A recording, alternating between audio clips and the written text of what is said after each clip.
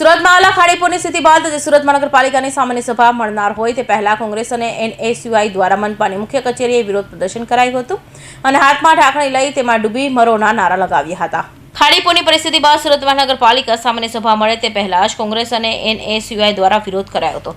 સામાન્ય સભા પહેલા જ એનએસયુઆઈ અને કોંગ્રેસ દ્વારા સુરત મહાનગરપાલિકા કચેરી ખાતે વિરોધ પ્રદર્શન કરાયું હતું અને સત્તાધીશો તથા હોદ્દેદારો ઢાંકણીમાં પાણી લઈ ડૂબી મરોના નારા લગાવ્યા હતા। સુરતમાં ખાડીપુરના પાણી રોકાતા નથી અને સિંધુ નદીના પાણી રોકવાની કર્યા છે તેવા શબ્દો સાથે પણ વિરોધ કરાયો હતો। સુરતમાં ખાડીપુર રોકાતું નથી અને વિસાવદરને પેરિસ બનાવવાની વાતો કરતા લોકો ઢાંકણીના પાણીમાં ડૂબી મરોના નારા સાથે વિરોધ કરાયો હતો।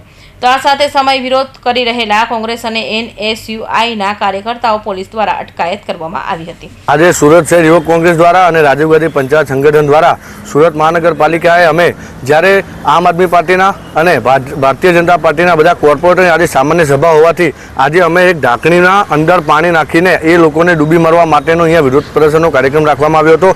આ કાર્યક્રમ એટલા માટે રાખવામાં આવ્યો હતો જ્યારે ભારતીય જનતા પાર્ટી ખૂબ જ મોટા શહેરોની અંદર ને ગુજરાતની અંદર મોટા વાયદાઓ કરે છે ત્યારે એ પ્રી મોન્સૂનની કામગીરીમાં સદંતર નિષ્ફળ છે।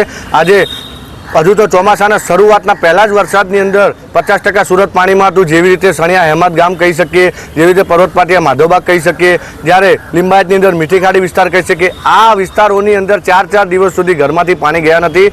4 દિવસ સુધી ઘરમાં લોકોના પાણી રહ્યા છે।